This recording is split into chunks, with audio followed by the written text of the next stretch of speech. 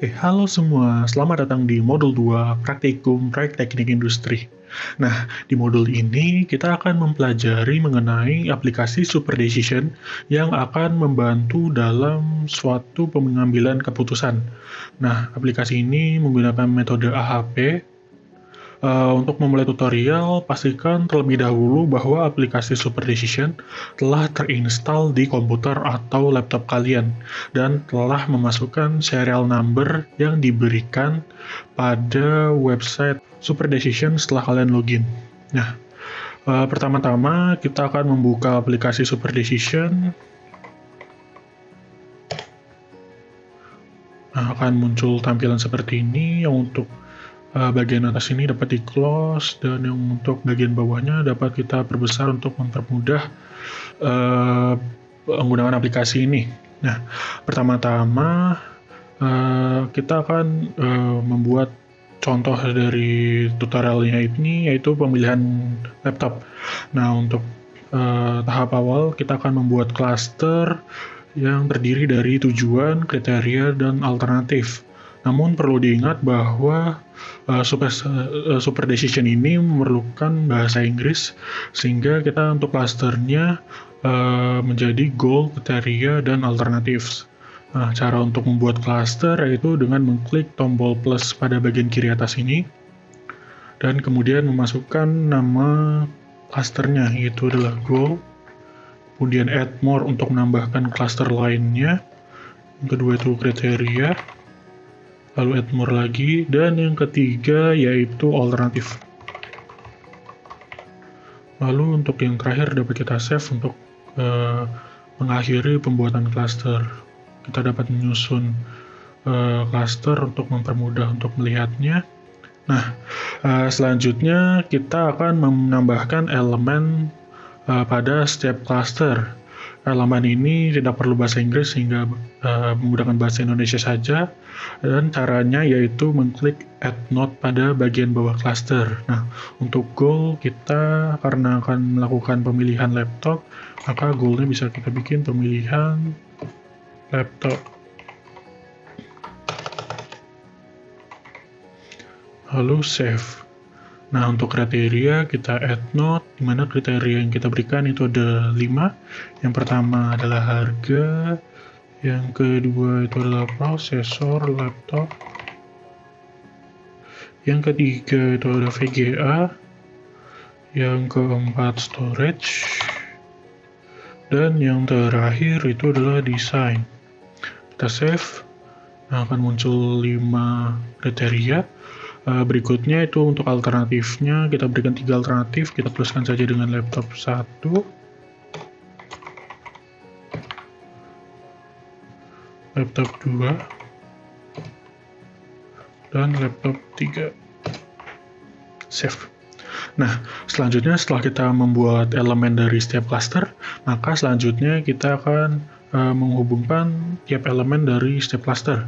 Caranya yaitu klik make or show connections, di mana untuk menghubungkan goal dengan kriteria, kita pilih pemilihan laptop, sini pemilihan laptop, dan untuk tujuan atau child-nya itu adalah kriteria.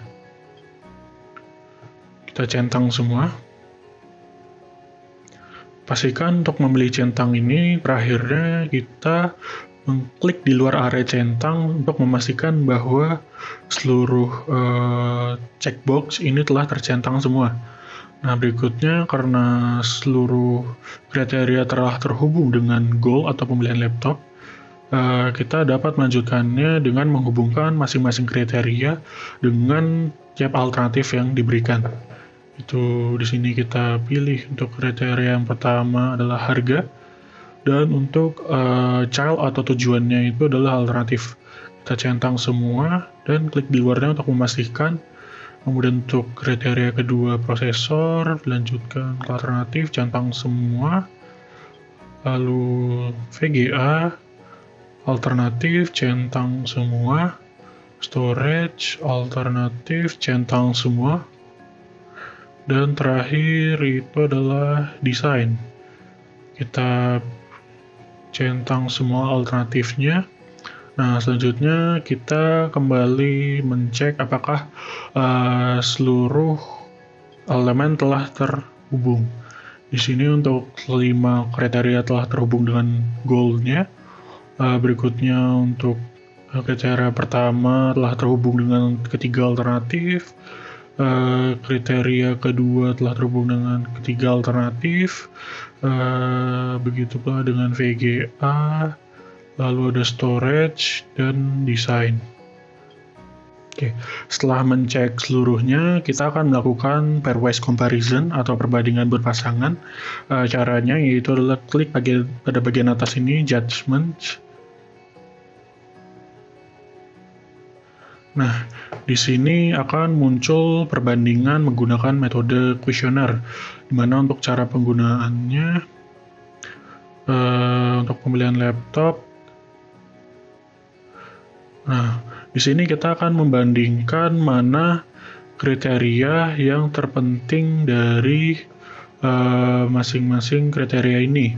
Misalnya di sini ada desain seberapa penting dibandingkan dengan harga.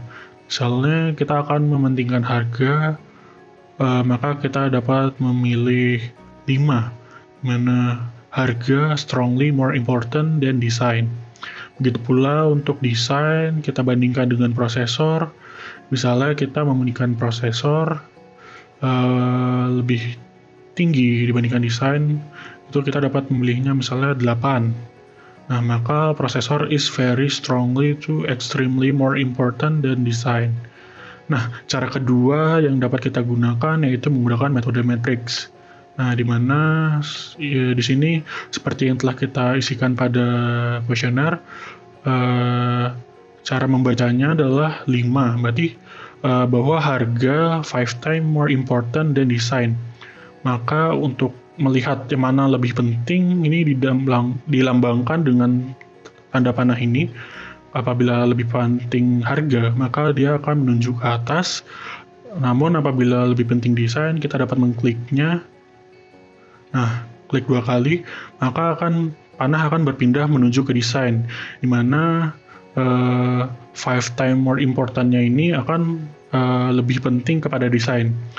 Dan kita dapat melanjutkannya untuk mengisi keseluruhan dari matriks.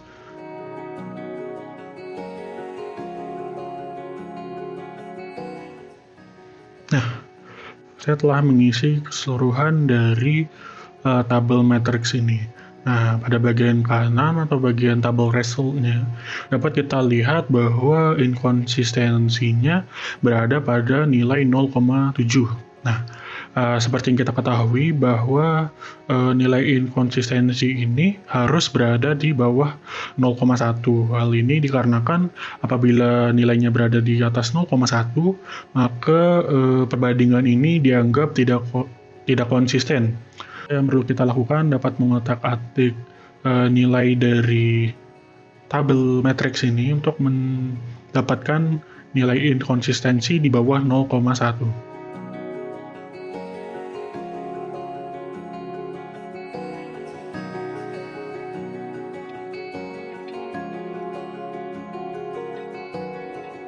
Nah, oke, di sini nilai inkonsistensinya sudah berubah menjadi 0,08, di mana nilai ini kan berada di bawah 0,1, sehingga untuk perbandingan ini dianggap telah konsisten. Nah, berikutnya kita akan membandingkan antar alternatif, di mana untuk pertama itu kan ada alternatif harga.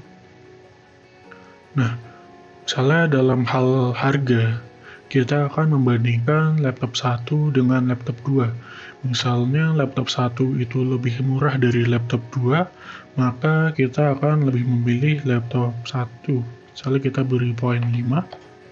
Nah, berikutnya kita akan membandingkan antara laptop 1 dan laptop 3. Misalnya harga laptop 3 itu jauh lebih murah daripada laptop 1, maka kita misalnya beri poin 7. Dan kita lebih memilih laptop 3, maka panahnya kita pindahkan ke atas. Nah, berikutnya kita akan membandingkan laptop 2 dan laptop 3. Karena harga laptop 2 ini paling mahal dan laptop 3 ini paling murah, maka kita bisa memberinya nilai 9 untuk memilih laptop 3.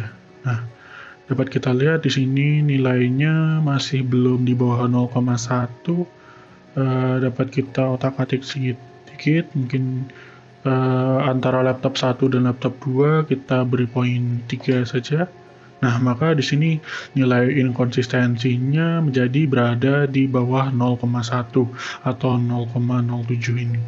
Nah, begitu pula untuk kriteria lainnya.